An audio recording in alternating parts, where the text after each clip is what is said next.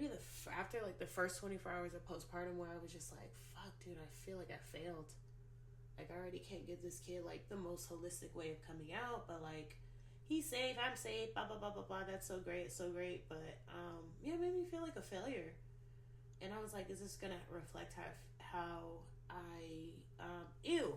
Yeah, not ew. I don't know. I just felt like, again, we have these expectations for our first time. Yeah. Even though we have no idea what we're walking into.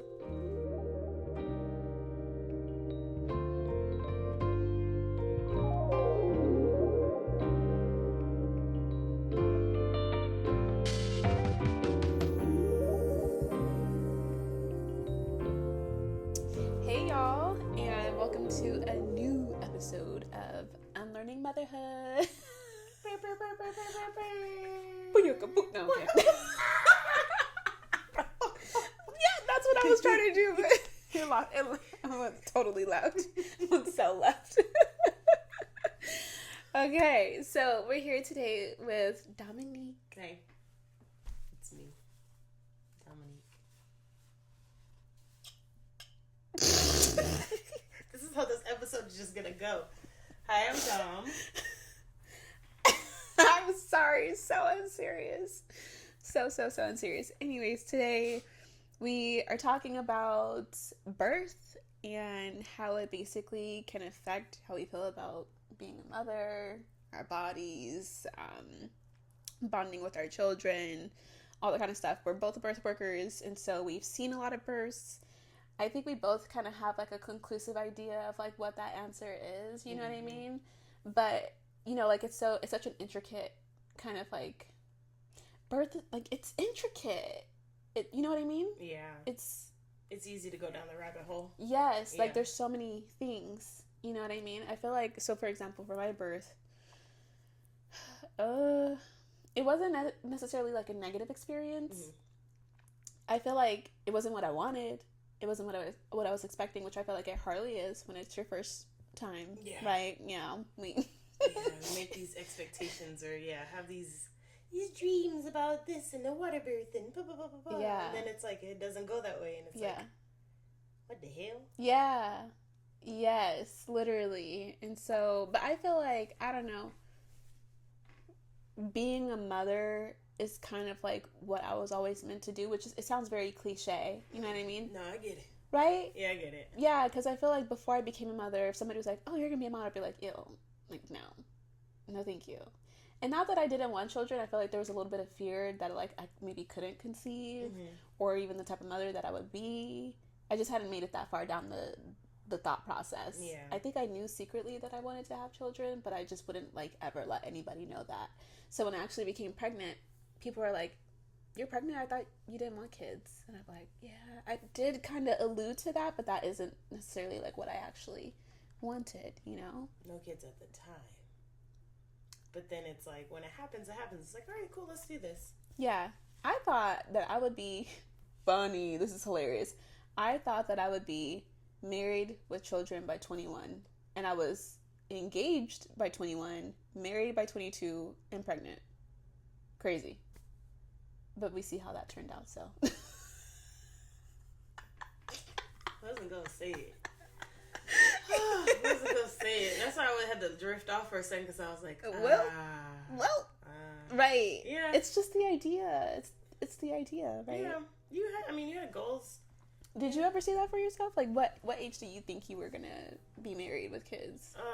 It's funny. I've never thought about the married part. I was married and happily divorced now, but I never really saw myself being married. I always saw myself being a mom, though, but not like a young, early 20s mom. I always thought like after school, after I finished my degree and work for a bit, travel a bit. I know. What? Tom doesn't fly. Just give me some medication. I'll get on a plane. And then once I decide to like chill out after my career, find my person, get a house, have babies, do all those things. But I've definitely like never like marriage part. I was really surprised I got married. Honestly, yeah, very surprised. But I apparently I'm all my eggs in one basket type of girl. You are. I am. You are. You're such a lover girl. You are. I am. But you know, I've always seen myself being a mom. I've worked with kids since I was like 12, and you know, legally got my first job at 16 at a nursery, and just love babies and just love kids. Yeah. Worked in childcare all up until I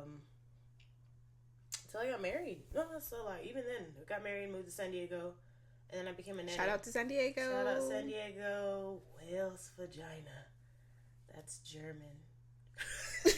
What? You never seen Anchorman? Oh, yeah, but... Sorry, okay, yeah. That was Anchorman. I do love Anchorman. Some Will Ferrell. But yeah, no, I ended up being a nanny in San Diego, so I've always just been involved in kids' lives. So when I got pregnant, it was a big shocker. I mean, like, was not trying to get pregnant at all. But I fell in love with him instantly, or him, my son, instantly. Yeah. As soon as I found out I was pregnant, it was a scary thing. Like, what the fuck is happening here? But y'all know how to make babies, and that's just true. That's what happened. True. And I think about like MJ and just like that little dude is so cool. Like, oh, thanks. How could he not be in this world? You know what I mean? Like, he was definitely meant to be here. Yeah. Oh, yeah. He made his way through. Because I was like, yeah, this plan B's gonna work. Okay, this other plan B's gonna work. It did not work. And it was like, something's, I feel off. This man talking about, oh, you have a glow to you. And my dumb ass is like, oh, yeah, I just exfoliated my skin. Yeah, like, come on, this underlayer that I just rubbed off my skin. No, girl. It was Miguel. Pernagnant. That's hilarious. Did you have any, like, symptoms that, like, made you think you were pregnant? No. Or did you, like, you just didn't know? When I found out, I think I was about 4 weeks. So that's so early. I just found out. Yeah, we took a test early. 2 days later. We took a test negative. 2 days later, it was positive. Huh. So you didn't even have, like, what's so crazy? When I found out I was pregnant, I had a crazy weekend. Mm-hmm. We were up in the Poconos, drinking, smoking. I was in a hot tub. I was skiing. And what's hilarious is, like, it was our first night, and we were drinking. I got in a hot tub, and I immediately felt nauseous, and I went to go throw up. Oh. And it was actually more than that. I did more than throw up. But I think that was, like, Sasha's way of being like, bitch, I'm in here. Like, I can see that. Yeah.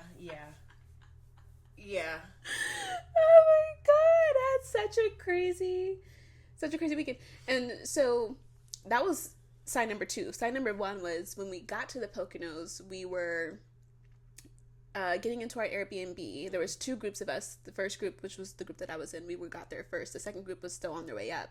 And so we got to the Airbnb, and it was so not like the pictures. Like, there was ants and, like, just insects everywhere. The hot tub smelled like literal bleach. Oh. Like, it was so dirty and dingy. And I was like, this is not what we signed up for. And in the Poconos, like, if you're younger than, like, 21... or if you're younger than 24, really, a lot of the rentals are, like, not available to you because they don't want young people, like, trashing the houses or whatever. So anyways, I reached out to Airbnb, and they were like, oh, we're so sorry. Like, we'll get you a new rental. And they got us a really nice one that we otherwise would not have been approved for, right? Mm-hmm. So anyways, as I'm dealing with all that, this is where the story comes back to itself. As I'm dealing with all that, Ian's, like, my ex-husband, is he's just I don't know, he was just annoying the shit out of me. He was irritating the fuck out of me, and I think he was just being, like, his normal self. And I remember, like, just going off on him, which is also not very normal or typical of me. Foreshadowing. Yeah, and so then I went to the bathroom, and I went to go wipe, and I saw some, like, light blood, and I was like, oh, cool, like, just some spotting before my period starts, right? That was implantation bleeding. I didn't have any of that. Yeah. When I hit around 6 weeks, I started getting the nausea. Like, that was it. Before that, I was like, well, no, you're fine. I was like, wow, there's something in there. Mind you, the 2 weeks prior to that, I was at Big Boy Pride in Orlando, Florida. You said Big Boy? Big Boy Pride. What is that? So it's Pride, but for, like, big boys. Typically black men. Okay. Gay black men. Okay. That are heavy set. Okay, I was thinking about Big Boy the rapper. No. I was like, Big Boy in Pride. No, girl. No. I was like, I wouldn't have thought. No, but that's really cool. Bears, big black bears. Okay. Yeah, so my friends in Florida were all gay black men. Majority of them were gay black men, and so, and you know, I'm very involved in the community in any type of way I can be. And yeah, they were like, "Oh yeah, girl, you've been running. You look good. You be, you know, part of your, that's my family." Yeah. So we went to Big Boy Pride, out drinking, brunch, all the things. And so 2 weeks later, I'm over here like, damn, I'm taking a pregnancy test. What's happening here? Wild. What's happening here? And it's like, yeah, that's life comes at you fast. Too damn fast. He's great though. He's great. Uh-oh. Sorry. Uh-oh. My feet were hurting. My legs were hurting. You were tucked under. Yeah. Had them things tucked. Had them tucked. But no, MJ's great. My mom also confessed to drinking heavily before she found out she was pregnant with me too, and I'm convinced it happens to more people than we know. Right. You're great. Yeah. You're wonderful. Look at you. Yeah. Physically I'm fine. What did you say? I said physically I'm fine. On the inside. On the inside. There's a lot going on. Same. Yeah, when I found out I was pregnant, I immediately fell in love with him. And just continued to just grow. Even from like being pregnant, like you. Okay, yeah. Yeah, as soon as I found out I was pregnant, I was like, yeah, I'm gonna do this. Mm-hmm. And you know, the back of my mind is like, what if I can't get pregnant again? Because you know, I'm all about having your options. Facts. All about having your options. You don't want a baby. All right. There are options in this world. But no, I decided to proceed forward with being pregnant and staying with my partner at the time because that's the thing that we wanted at the time. And I love being a mom. That has never been something I regretted. You're a great mom. I also love your parenting style. It's very much like emotional gangster, ruggish, but also gentle. Gentle parenting with a side of thug, as I like to call it. That's me too, though, right? I feel like you're a little bit more ruggish than I am. Damn, I will pick that kid up by his ankles. Yeah, I just don't think I have the strength to do that. But if I could, I probably would. But also, I don't know. Point is, very similar. Yeah. Yeah. Yeah. That's the reason I work out too, because his ass is getting big as hell. Forearms be like. I cannot pick up Sasha anymore. Like I'm just like, girl, like she's too heavy. We need to go to the gym together. All right. I'll teach you. He gonna learn you something. Lord Jesus. Okay. Okay. You know, so I always had this question in mind for myself of like, if I was a mom and if it was like a life or death situation, like would I choose my child over myself? Like if I had to pick, if we both couldn't survive. And I used to like be like, I don't know if I could actually choose my child over myself. And then once I actually became pregnant, it was kind of like this immediate like switch kind of like went off where I was like, oh, I would absolutely like die for my child. Like I would kill for my child. What? That's funny because I had the opposite thought. Really? Yeah. Okay. I told MJ's dad, in the case of an emergency, choose you. Me. Yeah. Not that I love MJ any less, but I figure, I don't know. Do I want him to raise him by himself? And knowing how he is now, I can't imagine my son being with him. Being happy or being safe. So that seemed like that was more of an intuitive response then, not like a selfish response. Yeah, I hope so. I was like, I wasn't thinking in the scope of childbirth. I was thinking in the scope of like, I don't know, a boat accident. Oh yeah, no, I'm gonna save MJ first. Yeah, but like I was thinking that like in case of emergency C-section. I think I would choose me too, actually, in that kind of situation because I didn't know her at the time. Yeah. And I kind of like don't want the kid to grow up the rest of their life being like, oh yeah, my mom died having me. It's like, right. Oh. That's such a survivor's guilt that they would have to carry with them. Yeah, and they don't even know you. They've never heard your voice. That's crazy. Never hugged you. Yeah, but I know baby passes and you're gonna have the chance to hold and do these things. And if your heart is in the right place later, you can have more kids. It's not gonna replace that kid. But you'll know that. I don't know. I just know that at the time I was going to choose me. Now that he's obviously older and I know this kid and I do everything to help set him up for success in the future. Like, oh yeah, definitely pick him over me in every way, in every aspect. But yeah, I was like, childbirth. Yeah, that's different. That's a lot to unpack. Like, okay, well, to go to childbirth, I know, like, we both had, like, experiences that were just different than, like, what we expected them to be. Like, yours was a lot, like, more How would you even describe that? Like, it just really went from like one end to the other. Yeah, literally just both sides of the spectrum. Most holistic, unmedicated, natural way to not feeling anything from my nipple line down and getting cut open. Your yeah. nipple line? Yeah, that's the spinal top. I didn't know it was from your. It goes from nipple line to down. Wow, yeah. I didn't know that. Yeah, that's why I'm like, I don't feel nothing. It's just. Yeah, two sides of the spectrum. Yeah. Being here and then ending up on a surgical table was wild ride, dude. Absolutely crazy. Obviously, like, you're a very resilient being. Oh, thanks. I'm tired of this shit. I know. I was just talking to Rachel about it. Like, it's because, like, I can recognize, like, your resilience because, like, I, too. And it's just, like, but when do I have... When can I stop? No, for real. When can I stop being so resilient? When can I just, like, live this soft life and be taken care of and, like, just brunches and just, like, you know? We're getting there, slowly we but surely. Are.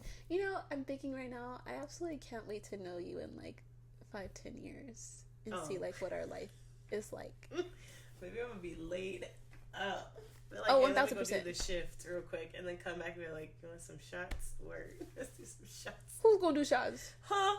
I said what I said. Okay. 5-10 years, be a whole different person. Me? I'm gonna be taking shots in 5 to 10 years? Okay. Especially in my house. You can be in the spare bedroom. Okay. Look at that. Okay. I'm in the spare bedroom. Look at that. Point is, we are going to be successful in living our best soft lives. The softest. I have to. I'm tired of this shit. 1000%. We're doing the things now. Well, yeah. We're doing the things now. Okay, sorry. To go back to the birth situation, I know that you, like, absolutely love MJ. And I know from, like, the last time that we talked, like, even though you had, like, a really crazy birth, like, that never impacted, like, how you felt about him. How about yourself? Oh, God. Okay. So... just a quick overview of my birth story. I was 40 weeks and a day. I was here at the birth center just working like normal, contracting, not keeping track of it because it wasn't stopping me in my tracks until towards the end of the day. Then I had my visit. My mom checked. I was only like 2, which is fine. I was still having bloody show all day, consistent contractions just all day, and staying hydrated, walking around because that was just my job. Just a girl just going do this way and that way. I decided to do a balloon to help things go along. Even though I really, looking back on that, I did not have to. That was definitely an external influence from my son's father. Just because he wanted his mom to be there, and I wanted her to be there too because she was very helpful. But I definitely could have just waited and let my body do what it does because it was already doing the things. Went home with the balloon. So cervical ripening balloon just thank you, helps mechanically dilate the cervix, so it'll put saline or just a water balloon on top and at the bottom with sterile saline, and will stimulate the baby's head being on the cervix, so it'll mechanically dilate the cervix and signals and just help the body get kick-started. It's not medical, or it's medical. It's not medicinal. It's not medicine. It's just literally a balloon sitting on your cervix. So I had that. It's quite nice. It wasn't too bad, honestly. Went home. The balloon fell out like 4 hours later, which is really, really very fast. Quick. And then 2 hours after that, my water broke. Took castor oil to keep the contractions going. We're great. We're trucking. I labored in my shower for a bit. Called my doula. She ended up having COVID. Love you, Yvette. And so her backup doula met us here. Got here, I was 6. Great. Continued to labor inside, outside, in the shower, in the tub, doing all the things. He was sunny side up, so his back was to my back. And 2 days later, still trying to get him out. Crazy. 2 days of active labor. It wasn't just early. No, it was 6 contractions. Yeah, 6+ consistent contractions. And he just was not. He just didn't want to come out. I got to a point to where my body just was overly tired, despite me hydrating, eating. Your body could only do so much. So, I got to where I could see his hair. Which was great, but then again, my contractions went from every 2, every 5 to every 15, and we're just sitting here like, what's happening. I'm using everything. The Pronox. Yeah. Rachel. Yeah. Great. Doing all her things. Dude, doing all the things. So great. So great. Such great stamina. Such a great spirit. And then my medical brain came back and I was like, oh girl, I should have had a baby by now. And I have 3 midwives in front of me, birth assistant, my doula, my partner. What's happening? Even a doula or a midwife from Georgia who was on the phone virtually. Hilarious. All the support.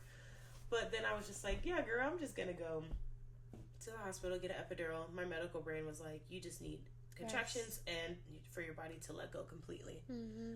So we drove to the hospital, had 1 contraction on that 20 minute drive.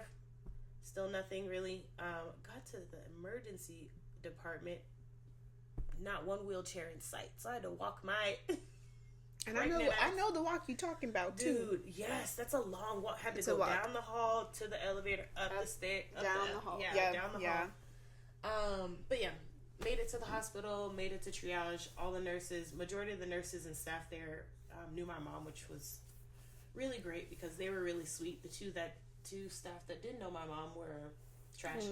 But ended up getting the epidural. They checked me, and that's a whole nother story within itself. Going from all this bodily autonomy to them asking just feeling like they're entitled. I need to check your cervix. No, girl. Where's the question? You need to ask. Yeah, Where's the question? Ask. And you can fire your doctors. I fired mine. So she did that. She checked me. I went from a 10 with the baby's head coming out, so like a +1 with him being low, to him being back up above my pelvic bone, so -1, and my cervix got down to an 8. So I don't know what the hell was going on, but gave him some time. My doctor kept coming in and just trying to push for a C-section, and I'm like, girl, please, like I just want to rest, whatever. I ended up switching doctors because she was a POS, and just talked to me crazy, piece of shit, and started talking to me crazy. And my mom reminded me she was my doula, she's my advocate, because I don't want her and the doctor battling it out. And I'm here with the knowledge whenever you're ready. And so I asked for a second opinion, and that doctor came to me and was like, hey girl, you've done so great. This is what's going on. Your water's been broken this long. You're not contracting on your own. We stopped the pit because baby's heart rate didn't like it, and you've been ruptured for this long, blah, blah, blah, blah. The next steps, safest route for both of y'all would be a C-section. And so at that point, I was like, fuck. So yeah, I'm getting a C-section. He was great. Turns out he was in there. We, layman's term, catawampus. Medical term is asynclitic, so he was trying to come out from this side of his head instead of the top side, so he was trying to work his way through and was all whatever. Cattywampus. Catty damn wampus. And so yeah, having that, going from birth center to hospital, C-section, it was hard. Really hard. It felt like a fight just as soon as I got to the damn hospital, which really sucked, but I did not stop me from loving him any less. I literally was like, oh my god, like the doctor was great. My second one was great, because I just told her like, yeah, like I really don't want to do this. I know it's the safest route, but I just like, these are my wishes. Please delay cord clamping, and I want to announce the gender because he was a surprise gender. And so she respected that. She did delay cord clamping. He was on that placenta until it stopped pulsating, which was so great. I got to keep my placenta. And I got to announce his gender, which was so damn great. And so even from the jump, as soon as he came out of out of the sunroof view, I love that. As soon as he came out of his sunroof view, I just head over heels crying.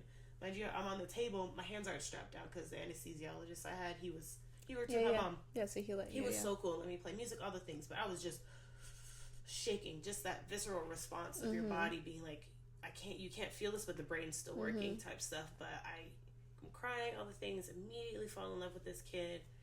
I know he's doing great. They're sewing me up. Then I go back to the room I started in and just gushing over him like, oh my god. And my mom finally got to me. She's just sitting in that room, dude, by herself. Yeah, just waiting. Oh my god. It was so great. It was so great having her be there and love on him and all the things. But like, it finally hit me like towards like maybe the second, after like the first 24 hours of postpartum, where I was just like, fuck, dude, I feel like I failed. Like, I already can't give this kid like the most holistic way of coming out, but like, he's safe, I'm safe, blah blah blah blah blah. That's so great, so great. But yeah, it made me feel like a failure. And I was like, is this gonna reflect how I ew. Yeah, not you, but like, what even was that? Like, why did you feel like I get like the idea of like, oh, like holistic, that's what I wanted, but like, why the idea of a failure? Because everybody else did it, and I feel like I don't know. I just felt like, again, we have these expectations for our first time. Yeah. Even though we have no idea what we're walking into, I feel like, you know, me knowing more than the average person, me being in birth work, I was like, this is going to be not a walk in the park, but like, I know what to expect. Yeah. I know these things should be happening. And then, I really think, and then, you know, thinking back now, I'm like, oh, I should have just gave myself more time. I had these unrealistic expectations, or still had these preconceived, like, notions of, like, this should be done by this time. And seeing our first time moments now, I'm like, girl, that ain't a thing. You're, like, because society tells you, oh, it needs to be done this, da da da da. As long as you guys are safe, of course we don't want you being in active labor for as long as I was in active labor, but sometimes your body does need that time. Sometimes you do need a reset. Yeah. Yeah, just, I felt like a failure, and also having a partner that was not very helpful at the time. He was helpful during the labor here, but as soon as he got to the hospital, he just completely shut down. Like, I have a video of my mom doing MJ's newborn exam, like fresh out, like cutest thing ever, because that's her fucking job. That's her job. Yeah. But she's doing it in the hospital, and so the nurse was like, oh, no, yeah, you got it. Like, all the things. He's in the background just stone-faced, like, he looks pissed. And he'll forever ruin that damn video for me. Yeah. But that's just how his demeanor was the entire time we're in the hospital. It just became very territorial, very, like, why are you touching my baby, and you need to be doing this, or whatever.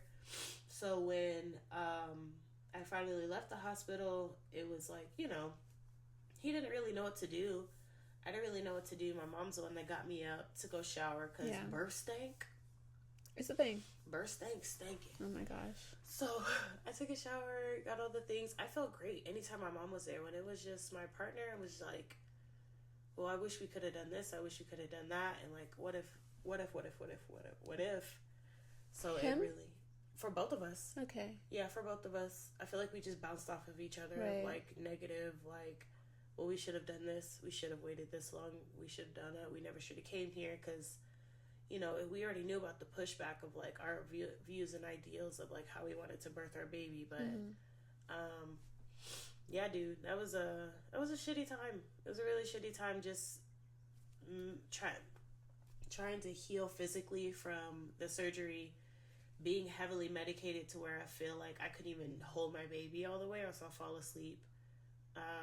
Having a partner that the was emotions not the best. Yeah. And then dealing with just the hospital setting itself of like, oh, he's jaundiced. Oh my God, please. Okay, so now you're taking my baby from me even longer because you feel like he is jaundiced, even though he's only 0.01 over the norm in his level. His bilirubin levels are just 0.01 over the norm. Okay. So again, more things of like, you're a failure.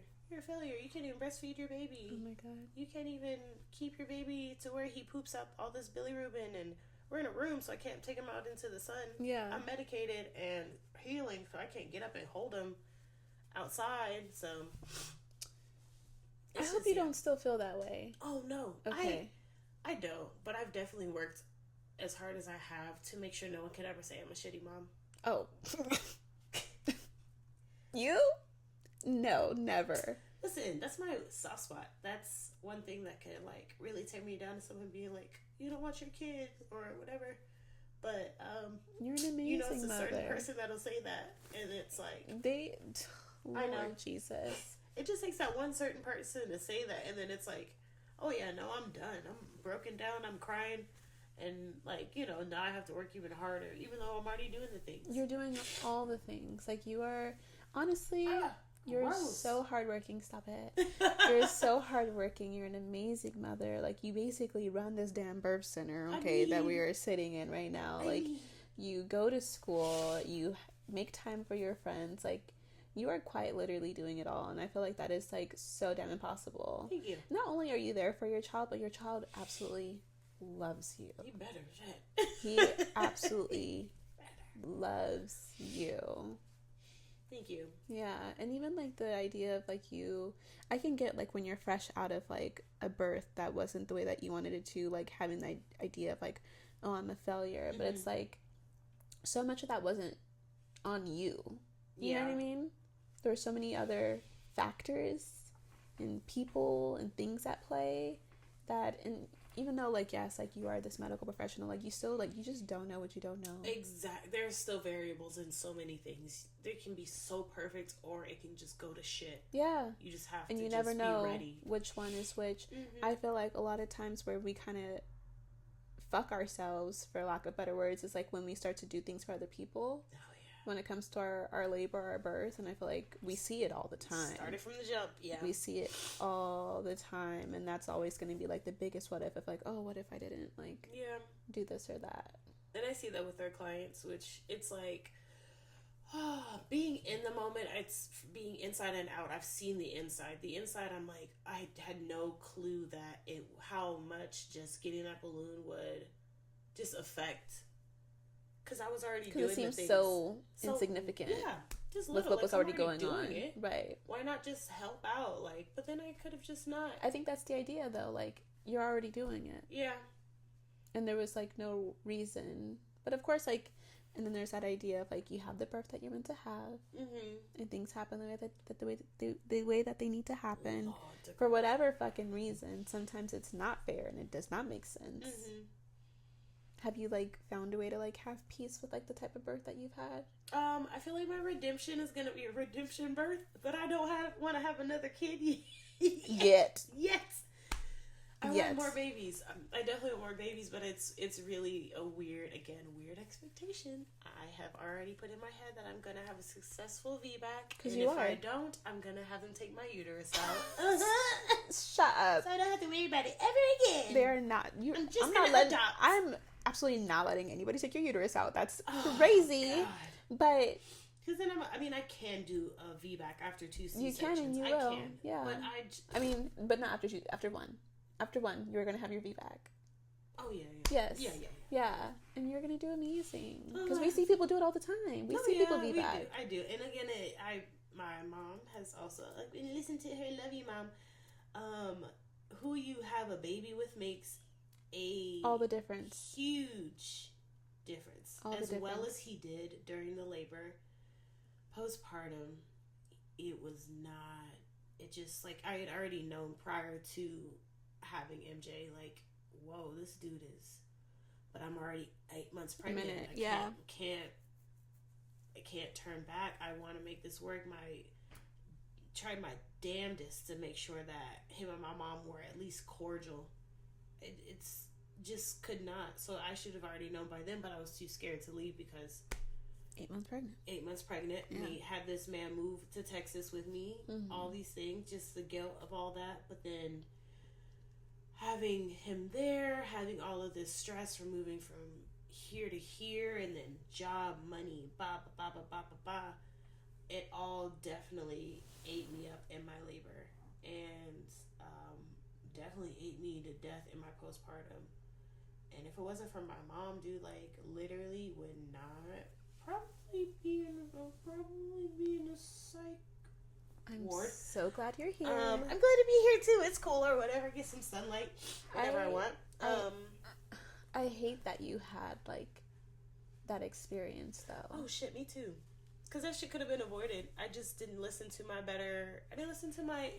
But so many of us don't. I know. It's hard. It's hard to tell somebody to do hard. When it's like, you kind of have to, like, let someone walk through that fire and, like, figure it out. Don't let me. Well, you're not going to, because... So one thing, we've only recently started to, like, get really close, right? But, like, I've known you Yeah. That was like the very beginning of like when I started to like, once we came into each other's orbit. Girl, she's so pretty. Why is she crying? Why is she the first time I met you? It was a long birth for you. I'm so sorry. It was kind of similar now that you're talking about like your experience, like that birth that I was at. Like it's a huge emotional toll, like, being there with someone, and it's not like it's not a negative thing. Like, I'm honored to like support families in that way, but my thing was I was being taken away from my baby for a long time, and as much as I wanted to be there for that mom and I was happy to be there, it was like my heart was like in two different places, and it was really, really difficult. And so I was kind of like mourning the time that I was missing with my child, and then you had saw me, I was crying. It's like, are you okay? Do you need a hug? You were like, I'm fine. I was like, oh. Just sucked it up. She literally, I was like, damn. And then went right back to work. I was like, oh, I like her. Yeah. I was like, oh, I like her, because my ass would still be in the back crying. No, I'm an emotional gangster. I'm like you. Like, I just had to get it out. And I'm also, you're an emotional gangster. And that's what I was trying to get to. That's what I'm going to get to. Like, I will cry it out, and I'm kind of also the same way. I'm like, ew, like, fucking figure it out. Like, suck it up. Like, just stop. And then keep going. And then from my evolution of, like, knowing you, like, I've seen how hard you've worked at just being, like, just making the right decisions, making the right choices, like, doing what's right for you, doing what feels good for you, like, even if it's hard. And I really so much admire that about you, because I feel like that's something that I'm still working on. Oh, girl. It's... Just know my tolerance for bullshit is at ground zero at this point. So how can I get mine there? I don't know. Yeah, I think being fucked over so many times. And I don't want that. I don't want that for you either. I don't want that. It's been enough. It's already been enough. I don't want it anymore. I don't want that for you either. You said like I'm a lover girl. I love love. I love any aspect of love, flowers, going on, like any sentimental bullshit, like keeping a picture, sentimental bullshit. I love all the sentimental things, anything with memories and stuff tied to it. I'm going to keep, which is my problem. But I've gotten to a point to where I have to just spare my whatever emotions or tears I have left on what is worth crying for, because I've already cried over plenty of bullshit. I've gone through enough emotional tolls over plenty, again, other stuff that's not even my fault, but I felt like was my fault. Just, I've learned just through being fucked over so many times to just, you don't have to be treated that way. And also listening to my mom. When you have a good mom. Oh yeah, when you have a good mom. She's a witch. You have the best mom. My mom's a witch. She is. In a good way. She's a good witch. She's a good witch. I don't even think like witch is the right word. Like, she's like the essence of like, she just knows things. I don't think all witches know things. I think some witches are just good at practical magic. You know what I mean? Yeah. That woman, and she's just like she's a little sidekick. She's like, I think she's psychic. I think so too. I think you too a little bit. I am. Yeah. I'm not gonna lie. I have been in touch with my intuition a lot more, and definitely just letting it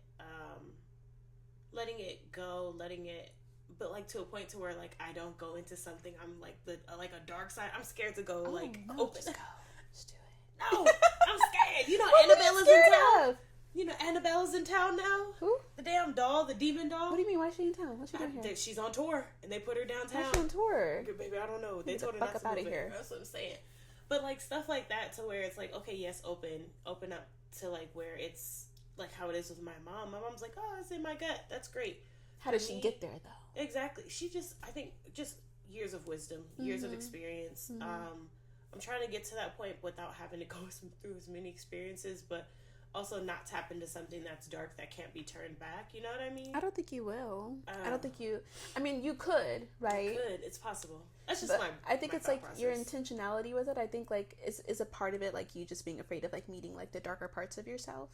No, I've met really dark parts of myself, and she's actually kind of fun. Yeah, that's just your shadow self. Yeah, that's what I was gonna say.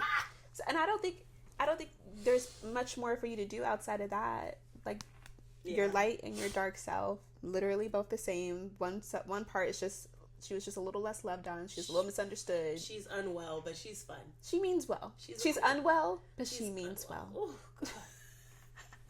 And you you just love on her. I try my best. I've definitely have done that. Have not suppressed it. That's why I cry so much. Yeah. That's why I cry so much. Good. I used to hold it back because I was too scared to cry in front of certain people because it would have like repercussions. And I'm not talking about like my family. I was talking about past partners. So I have learned to just cry because things are sweet and cry about it. Yeah, just cry. Just cry. Just cry, please. Cry. But I definitely, yeah, dude, that birth experience was like, it did not change anything I felt about my son. I love him through and through, and I'm very glad that he came out healthy and is loved on from the jump, and has such a huge and great community, and I felt like I did as well. But at the same time, because of who I was with, I felt very isolated and kind of very guilty. So again, who you have a baby with. Guilty about what? About the way that things went. Guilty about having my mom as a provider. Are you serious? Yeah, because of him. That's insane. Yeah, it was crazy. Having her come and like, obviously she's going to do her postpartum visits at the house anytime she wants because that's her grandbaby and her daughter. I love that for you. So having her there and being one of the very first people to meet MJ and all that, and then having MJ's abuelo and abuelita, like having his other grandparents there was great. His dad's mom like cooked consistently, but also I don't know, it was she did things to be really helpful, but at the same time like, oh, let's go to Nike at the quarry or something. I'm a brand new baby. I'm gonna sit here. I was like 6 days postpartum, and I needed to get up, ambulate. I needed to move my legs a bit. Fine, but like going into stores, fuck no. So I sat in the car, and I waited. But they did that to appease and help their son out. Yeah, because their son needed to get out. Their son needed to do this. That's crazy. That's their way of making him feel loved because he needed that so bad. And it's like, I get it. That's what his parents, but like. So what I'm really hearing is the importance of choosing the right partner, which we were just talking about, like, because they can make or break your experience. Absolutely, yeah. Yeah, I agree. Because I mean, I feel like we see it all the time, and I feel like I also kind of experienced it as well. Like when I look back at how my birth experience played out, and like I said, like it wasn't horrible, but how I ended up where I was and the emotional state that I was in. Like when I was pregnant, the first half of my pregnancy was really great, and then the second half of my pregnancy was really horrible. And it was just like the emotional, mental state that I was in. I was very much like not well because I had found out that my ex-husband was cheating on me, and that just why is that a thing while they're pregnant? I don't know. I really don't know. But and what's interesting is like, it was just messages. Please don't piss me off. Don't piss me off because that's exactly what he said.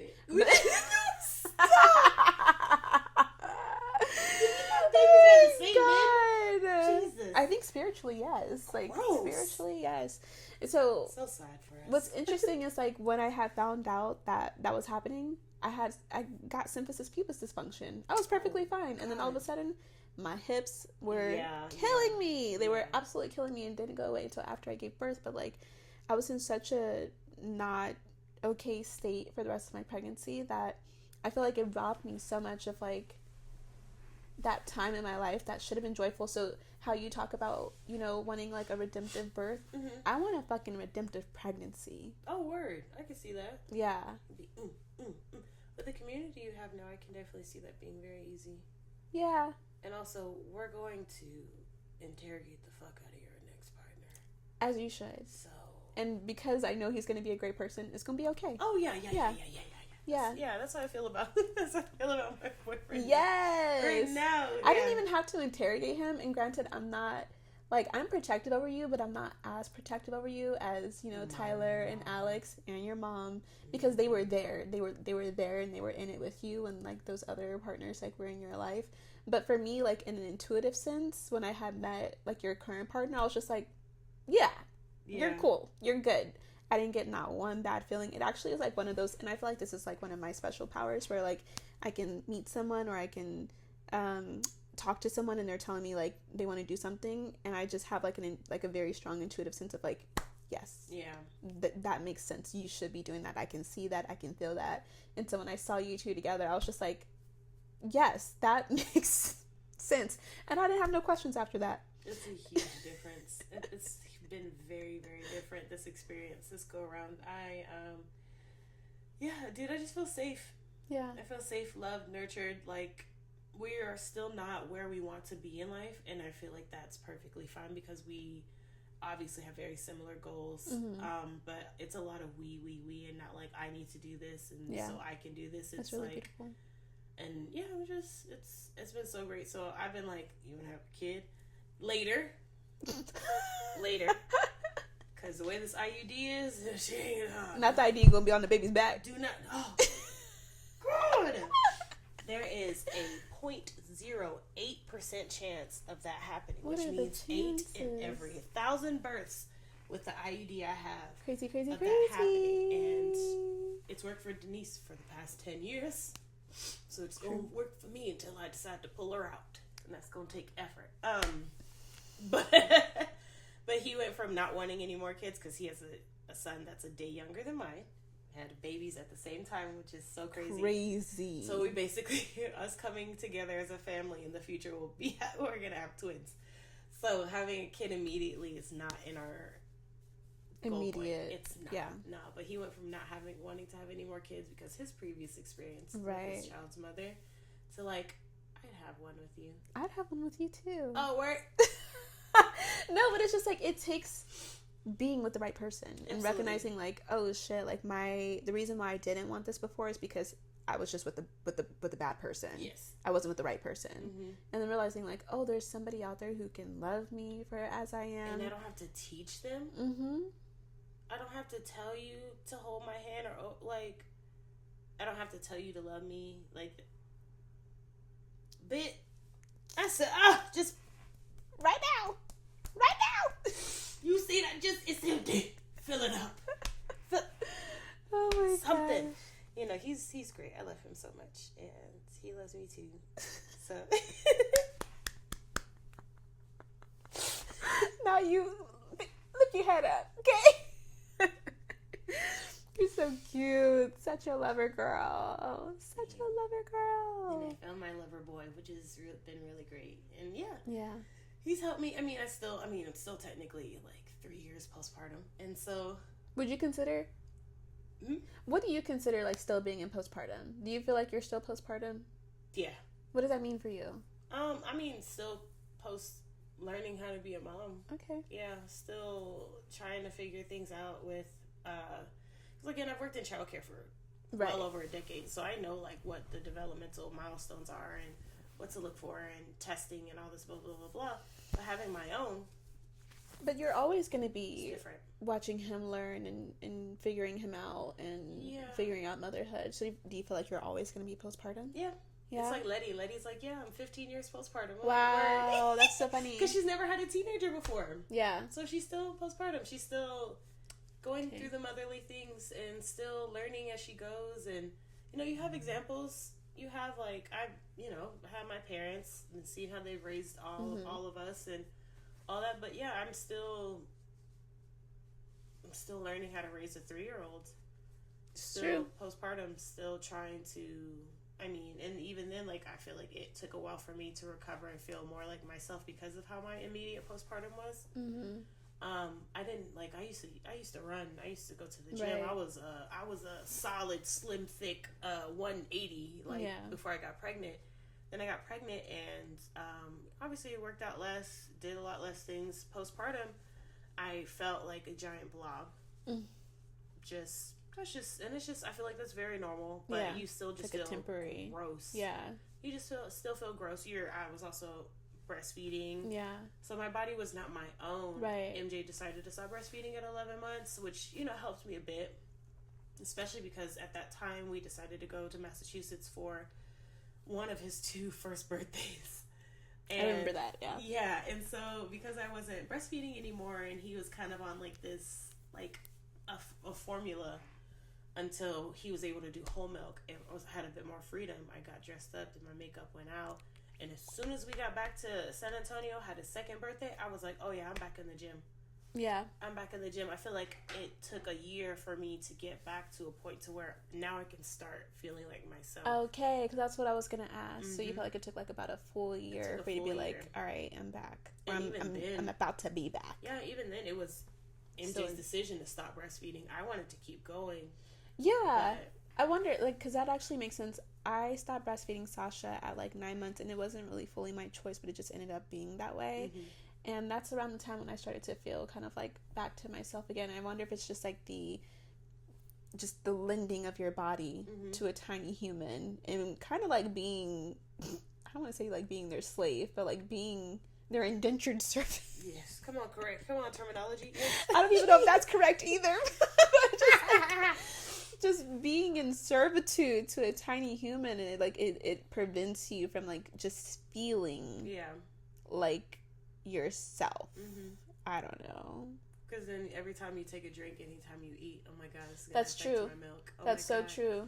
Yeah. And that makes, it's like whenever I have another baby, like I want to breastfeed my baby for at least like a year, but I don't want to wait a whole year to feel like I'm getting back to myself. Like I want to feel like that sooner, God damn it. But it's like, I understand, like you really are lending yourself to a tiny human in that time frame. I feel like second time around though, we are going to know and do better.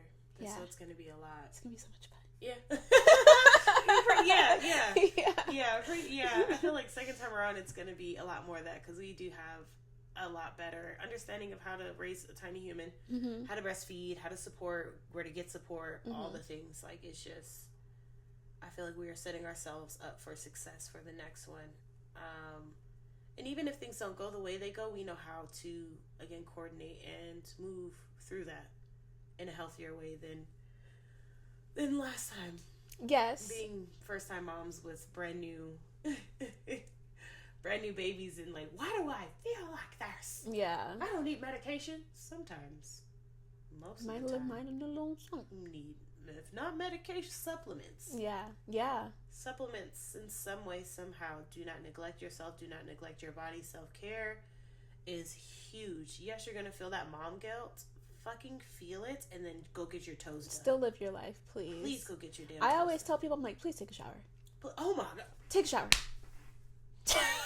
I haven't bathed in 2 days. Girl, if you don't go damn baby into the shower with you. Put them in that little damn bouncer thing. No, baby, I'm holding on in to the shower. baby. You could do that too. Me and MJ used to shower all the time together. I didn't give a damn. If you need to, yes, that's step one. If you really need to take a shower, bring the baby with you. Number 2 is if you can just put the baby in like a little bouncer or something while they're still not mobile, do that and take your shower. Number 3 is if your partner is home, hand that baby to your partner and go take your shower. My ex would make me feel so bad about taking a shower.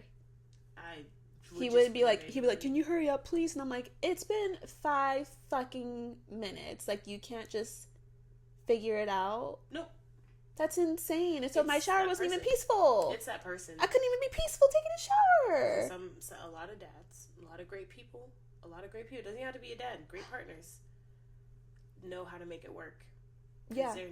They're very selfless. Because they're not ashamed. They're not neglecting themselves either, but they're also trying to make it work because they know how important it is to you. Mm-hmm. And that should be like number 1.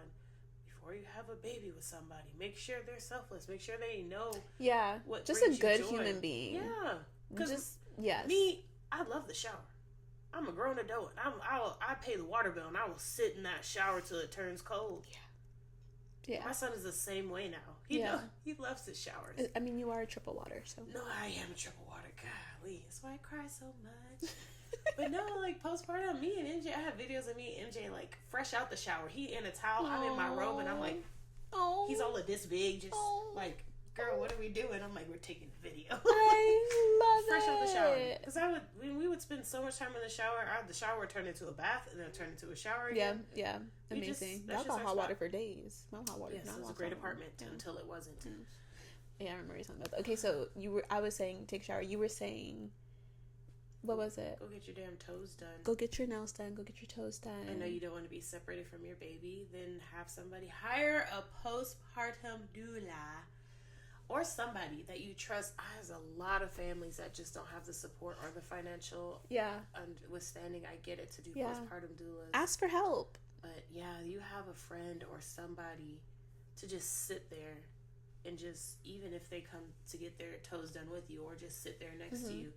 Like, me and my mom used to get our toes done together, and she would have that boy wrapped in her shirt. And I'd be like, oh, duh. Yeah. Like, I'm Where's the baby? chilling. Yeah. I'm chilling. As soon as he starts squirming, she's like, don't look at me. Get up. Don't worry about me. Don't worry about us.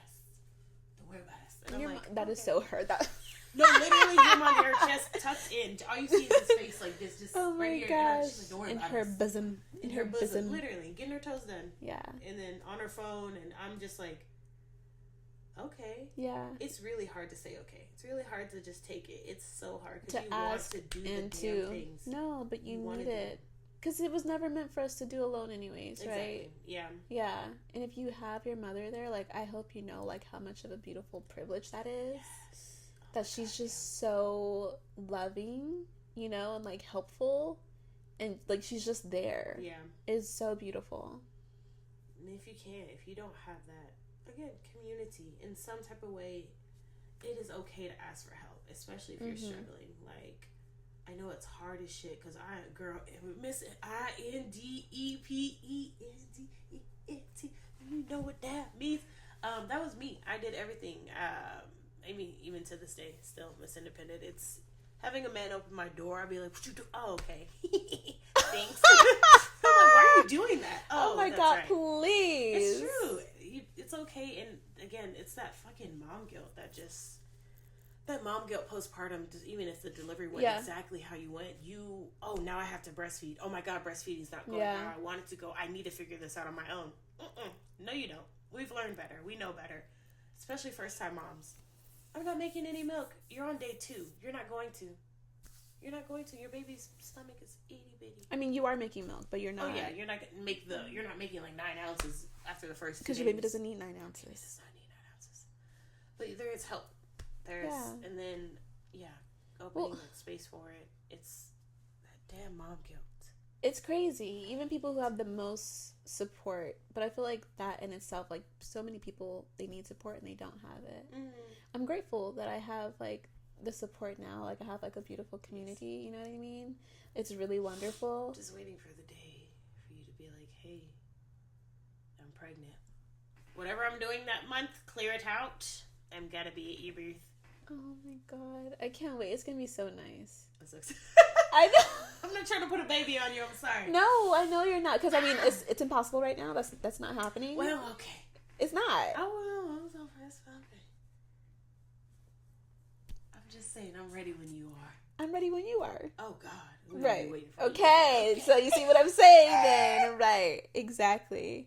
But yeah, it's like, and even like doing this podcast, like, I'm hoping that like these kinds of like conversations, if somebody doesn't have a community the way that we have a community, they can find like community in this. Yes. You know what I mean? Yeah, absolutely. Because a lot of people don't know that. I mean, like I said, a lot of people don't know you can fire your doctor. A lot of people don't know that. Crazy. Because you can. You can. They work for you. So the topic is in this part, like, of firing your doctor, and how you kind of like you already knew, but like stepping from going from the birth center to the hospital, that lack of like autonomy, how it just switches over so instantly, and how it's just like kind of like it's a given. It's insane to me, and I don't think a lot of people are aware that, like, when you step into a hospital space, you are giving up your autonomy, and you have to fight for it. Yeah, like they know better for you. Yeah. But they don't. Yeah, and they're kind of judging you, them being, like, the staff of, like, oh, who do you think you are to say no? Yeah. To demand what you want, to ask for this, to ask for that. And it's like, first of all, you're paying for the service. You are paying them, or your insurance. Either way, you're paying your insurance, and you're paying too. literally that. And so you can absolutely fire your doctor, your nurse. Hopefully you don't have to, but like, you need to. You said prayers up. Prayers up that you don't have to fire. Yeah. So, Mama was pissed. Oh, Mama was pissed, and I was like, I want a second opinion. Your mom, when I'm in a hospital birth, that woman is so. I'm trying to find the word for it. Lit. She's lit. Like, she is on fire, cannot cool her down. Like, I remember the last time that I had a transfer, and she was, like, on the phone. She was listening to the doctor. She was like, and tell him, blah, blah, blah, blah, blah, blah, blah, blah. And I was like, Nikki, And she's like, don't call me Nikki. I was like, Sabrina, I need you to calm down. Take a breath, Sabrina. She's like, I'm not Nikki, I'm Sabrina. I'm like, okay, I need you to calm down because I can't hear you and him at the same time. Like, he was full of shit, though. He was horrible. Just. Did you throw something? I did. Oh, hell. I threw my ring. That's how mad I was. What a fucking dick. Yeah, he was full of shit. And yeah, that he was treating he wasn't treating the patient. He was treating like the condition. He was treating his ego. But okay, let's be for real. She literally went in there, was like, I want an epidural, and he's like, but what if you get a fever, bitch? Don't piss me off. Did I ask about the fucking fever? Can I get this needle in my back that y'all be begging? Y'all be. Yeah, he was a piece of shit. Yes. Yeah, when you know better, you do better. You know, like man. And I feel like that's the hard part, that so many people have to find out the hard way first. Yeah. To figure out, like, okay, like, I want to do it differently. They're not taught, though, either. Well, sometimes you could tell them until you're blue in the face, like, oh, you should do this, or you should look into that, oh, you should hire this person, oh, you should, and, like, they're like, oh, but I feel like I want to do this, and it's like, you have to respect where they are in that time in their life, well, just for them to come back a few months later and be like, I had this experience, it was so horrible, they did this, they did that, and, like, I want to do things differently next time. And it's like, I'm so sorry you have to have that experience to come to that conclusion. We've had a lot of people just transfer because of their shitty experience at their OBs. Good. Yes. Not saying that all OBs are shitty. No, they're not. There's really great ones, but when it comes to the whole standard of being an OBGYN, a lot of what they're taught is surgery. Mm-hmm. A lot of what they're taught is, you know better than the client knows or the patient knows. But there is a change coming to it. It's very slow, but there is a change coming to it. I've seen it, yeah. Again, like OBs are surgeons by trade. Mm-hmm. Sure, like, you've been seeing your gyno for like 9 years and they're great, and now you're pregnant and you have this relationship with them, and so you want to continue. Please. They may be a fabulous gynecologist. That does not mean that they are a fabulous OB. I would like for our OBs to be trained in breech birth so we wouldn't have clients coming to us saying, they want to cut me open because my baby's butt first. That would be wonderful. I feel like, how much do you feel like that would change the cesarean rate? Just like, get like a hot guess. Maybe definitely at least 5%. Like nationally, definitely at least 5%, 5 to 10. A lot of it's just really based on comfort. There's even midwives that don't do breech births. Yeah, I know. Midwives that don't do I know some births. who don't do breech births if they're a primate. Yes, because they have a, what's it called? It's like it's called a. It's not a. It's something about something pelvis, an unproven pelvis. I think that's what it's called. Something like that. Yeah. I can see it. We don't. It's not that we highly recommend. At this point, we require for first time moms for them to have a doula, baby head down or not. But that's just because they've never done it before, and you just don't know what you don't know. But we've had first time mamas have babies, but first, amazing, just boom, and we're like, whoa, amazing, so great. But again, they had doulas, so okay, yeah, and I don't know, they had doulas. There's so many different factors too at the same time. Like, so when I became pregnant, I was not a doula. I didn't have a doula. I did have midwives. I remember my midwives telling me, like, oh, you should hire a doula. So I was like looking them up, and I saw the prices, and I was like, nope. Yep. And it's not that I didn't think that they were worth the investment, because obviously I'm a doula, but I was already paying for midwives, and it just wasn't like an expense that I was like really expecting, you know what I mean? And so, but like, if I could go back, I would absolutely have a doula at my birth. Like, I would find the money. Like, I would I'd be looking under the couch like 10 cents, perfect. It's going towards my doula fund. Plans? Yeah. You take credit? Okay. Crazy. I'll pay my credit card off. Yeah. And then again, there's great doulas and there's not so great doulas. So like, you should really, like, you find the person that works for you. It's just gonna add up. You find the person that works for you, provider wise, support wise, all that stuff, partner wise. Say it again. All just adds up. Just making the best decision. Absolutely. Trusting your gut. You gotta be so intentional. My Very gosh. intentional. And it's that way too with being a fucking mom. Yeah. Oh, yeah. Dude. Yeah. If you want to do it well. if you want to do it well. Oh my God. And then being a single mom and finding a partner, that too was also like, does this feel right? Because I've had a partner like involved in MJ's life, and like it didn't sit right the way that he was talking to him. Like, you know, You talking about the last one? No, he was really sweet. He was sweet. Yeah. He just had some stuff he had to work out, and I was just like, man, I'm okay. Yeah. No, it was a while ago. But he kind of also jumped. We kind of also jumped into a relationship. Not super fast, but like it was a lot of love bombing. Mm-hmm. A lot of love bombing, and you know, I'm a loving girl, something, whatever. But because like, why wouldn't you want to love bomb me? Exactly. Like I'm great. I'm deserving of love. 1000%. But he just the way that he talked to MJ, like kind of like not a fan of this. The way that my partner now speaks to MJ, I'm like, oh, he's a dad. He's a dad. He's a dad. And not even just that he's a dad, but he's a good dad. Because just because you have a kid does not mean that you're a good dad. Yeah, that's true. That's very true. Yeah. He knows that too. Yeah. He knows how not to be a shitty stepdad. Mm-hmm. And then even then, our parenting styles are different. So at times I feel like, oh damn, like I'm just not as assertive as he is. Like, fuck. Well, also he's a man. That too, yeah. Yeah, so we've had a discussion like our parenting style. So I'm like, dude, like, am I not doing enough? Like, again, trying to fucking deal with being 3 years postpartum. Like, am I not doing enough? Because his parenting style is different, but he's also prior military, so he's a bit more like boom, boom. And I'm like, you need a hug. Like, yeah. But I have those moments where I'm like, nah, you need to get your ass up. You do. That's what I'm saying. That's the ruggish, thuggish in you. Yes, but he has it more. He has more of that than I do. I'm definitely like take a deep breath. Mm-hmm. Do you want to talk about it? Do you need a hug? And then I get to a point where I'm like, well, we're past that point. Give me your ankle. We're gonna dip out. But he's just quick to be like, you're crying. I think we're done now. We're done now. It's okay. We're done. And MJ's just like, oh.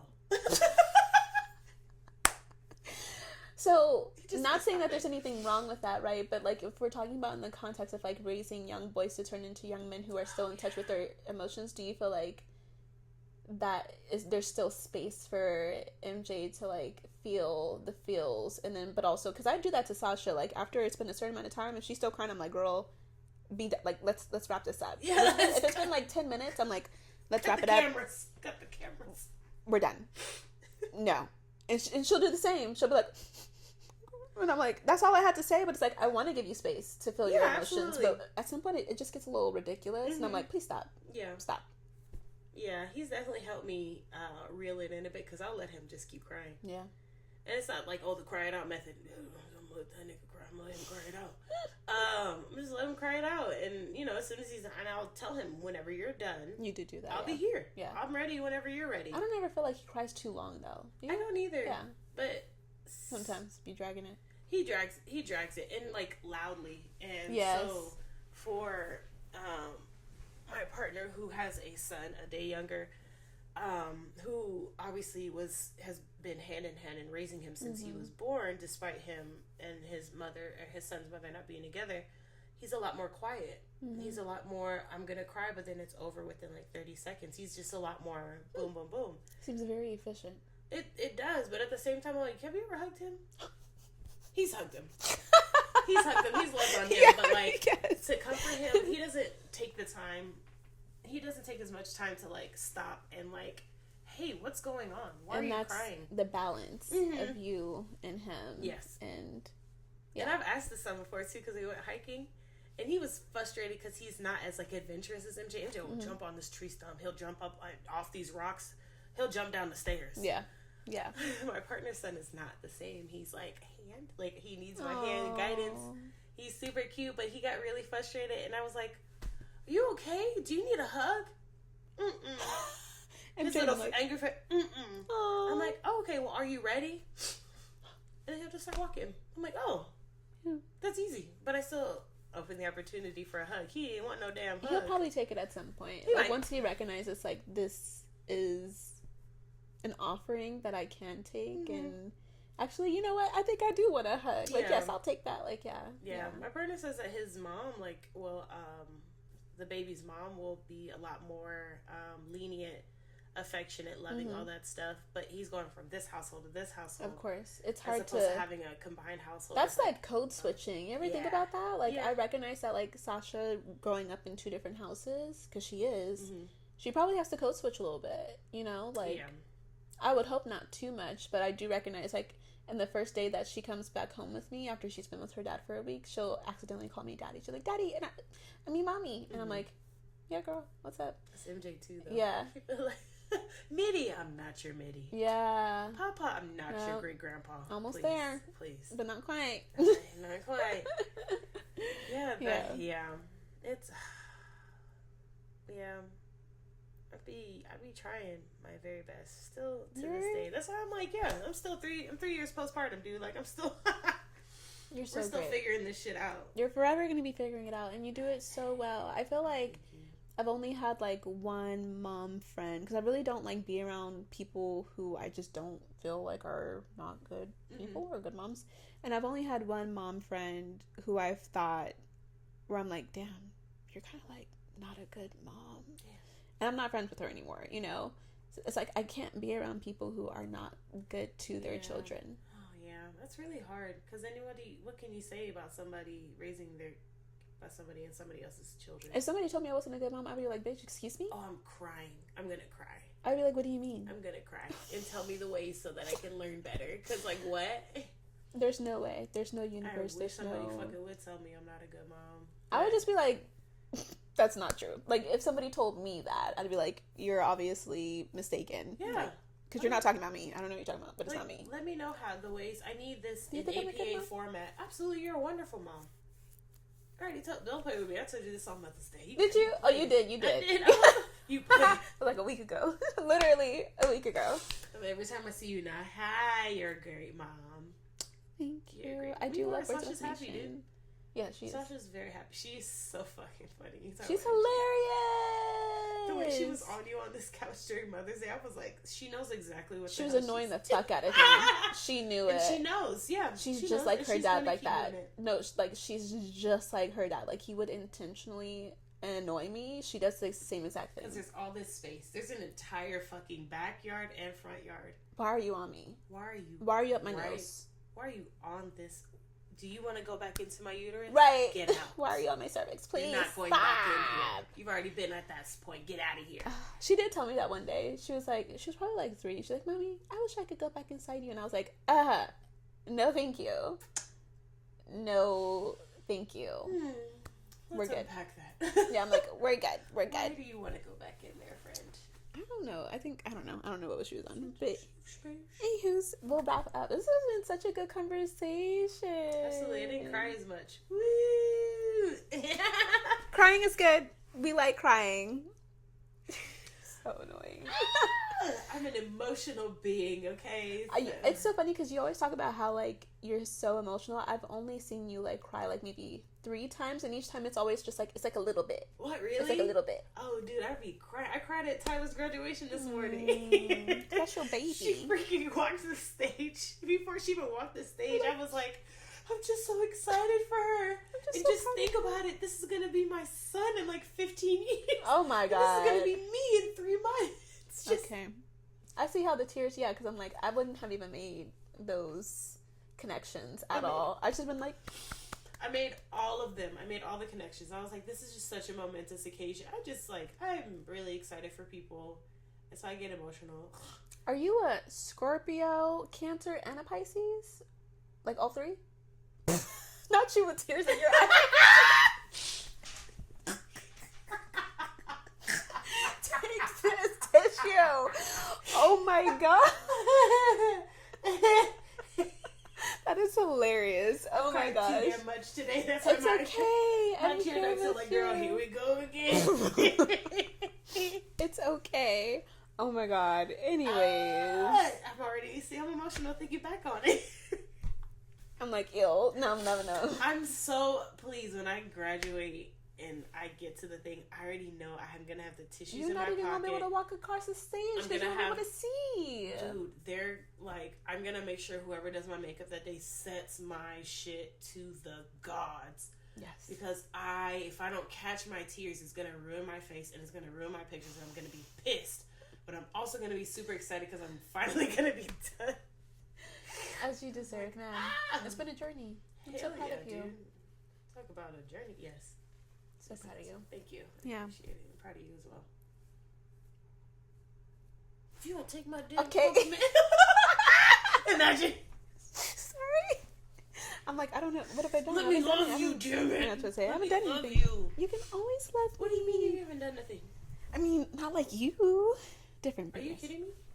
A free birth prep class for Black Maternal Health Week, podcasting, raising Sasha sassy ass, dealing with dealing with